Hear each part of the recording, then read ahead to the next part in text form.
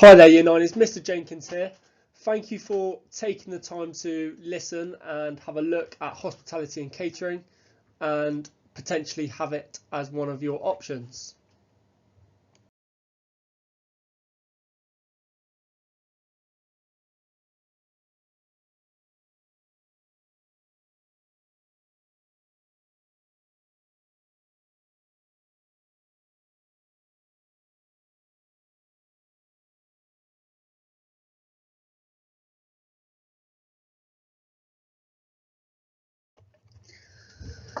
So on the screen now we have our curriculum statement within hospitality and catering. Fortunately for a lot of you, you would have had me within your Year 9 lessons, and therefore it is very much a continuation of that learning. The key differences are that within hospitality and catering you have 5 lessons over a fortnight, and that is split into 2 hours one week, 3 hours the next, or vice versa. However, you will be guaranteed to cook once every week. So in one of those hours every week, you will have a cooking lesson.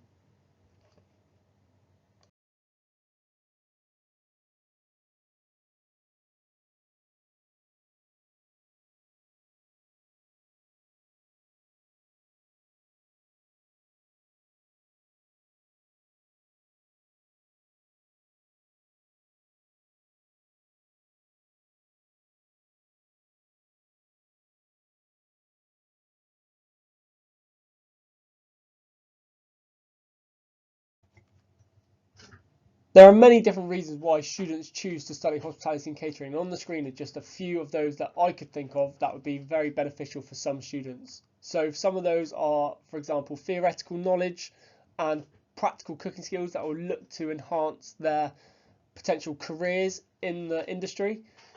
But also, not just that, we look at front and back of house and how they operate as well. So that can really open up doors into what industry you would like to go into, but then also it can have a real impact on the fact that you are able to do things like travel, be front or back of house on like cruise ships, and then also being able to really expand those practical cooking skills as much as possible and become independent for cooking as you get older, which, as you know, will be a crucial skill throughout your life.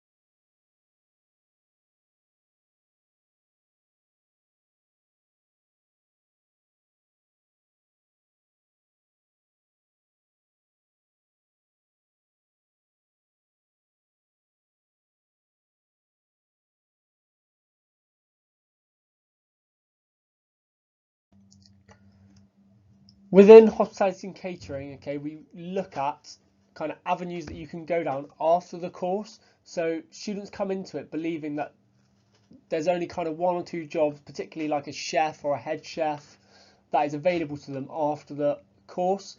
But that's not the case. So there's actually loads of avenues that you can go down. There are just some on the board now. So hotelier, dietitian, food technologist, food scientist, baker, butcher, sommelier, even something like a food critic. These are all avenues that you could potentially go down if you wanted to do the hospitality and catering course.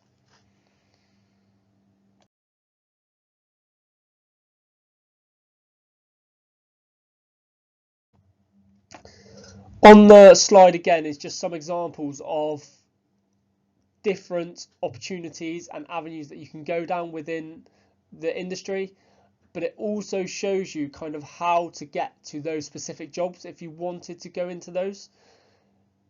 It states as well the starting salary, what that would be, the expectation of that, and then also how much you could progress into an experienced version of those jobs and how much you get paid for that as well.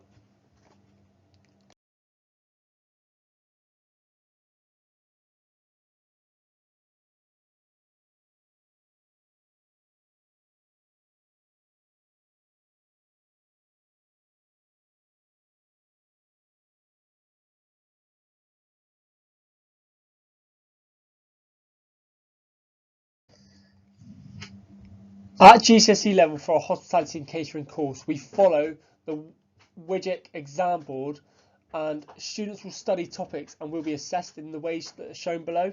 So Unit 1 is the hospitality and catering industry, which is 40%, and it's an 80-mark exam which will last an hour and 20 minutes. And then Unit 2 is the NEA, which is coursework, which is 12 hours, and it includes a practical exam.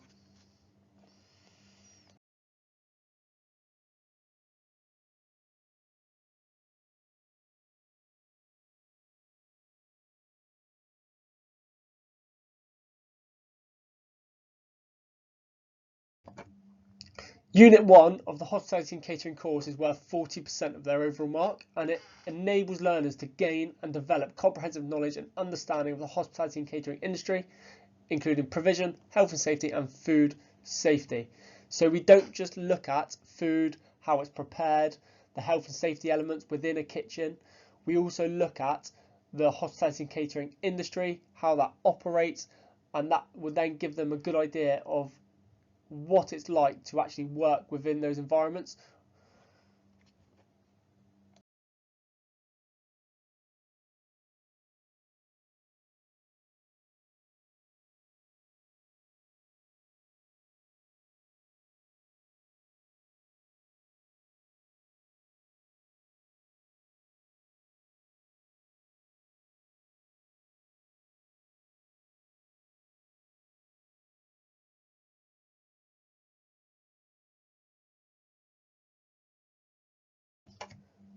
Unit 2 is slightly different, so this is our coursework unit, so our NEA is worth 60% of their overall grade, and they look to develop and apply knowledge and understanding of the importance of nutrition and how to plan nutritious menus. They will then learn the skills needed to prepare, cook and present dishes. They will also look to review their work effectively and how to do that. They will then put that into practice for their coursework.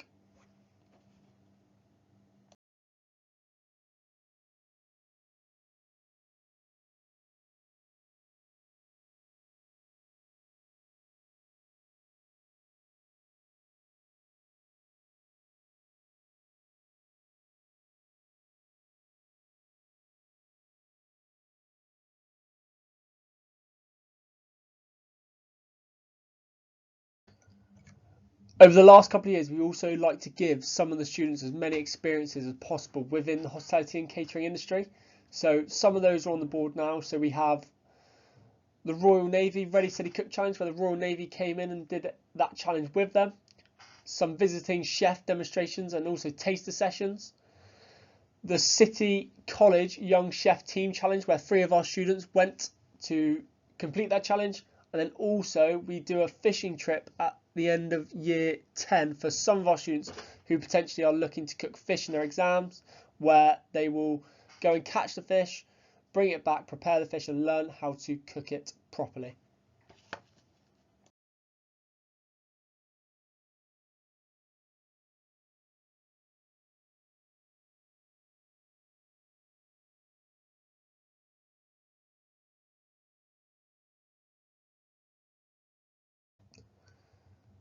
Some of the frequently asked questions that we have in regards to hospitality and catering is the support that we offer.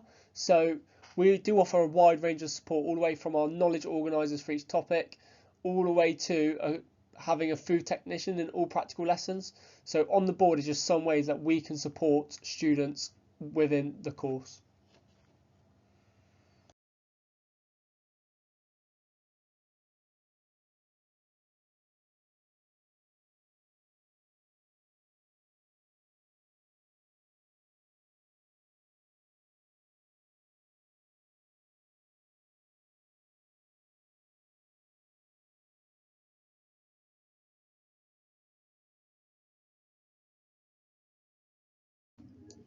Another question I get a lot is about the course requirements. So to study hospitality and catering, you'll need a deep interest in the hospitality and catering industry, not just how to cook. Applying practical skills and knowledge of food preparation to different scenarios. Strong literacy skills and carrying out practice and study through independent learning. I will also say that you will need to be able to follow instructions very well and also work very hard, because within the kitchen it can be a dangerous environment, and therefore following instructions very well is really important so that you are not unsafe within that food room.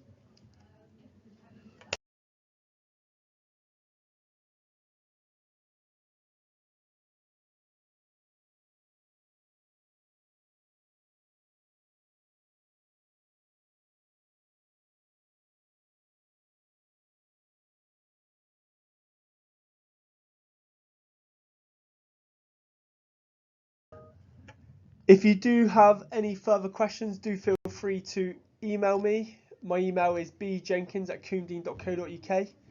Alternatively, you can come and see me within school. So I'm normally in the Tech and Enterprise office, or I'll be around the school and also teaching some of your lessons.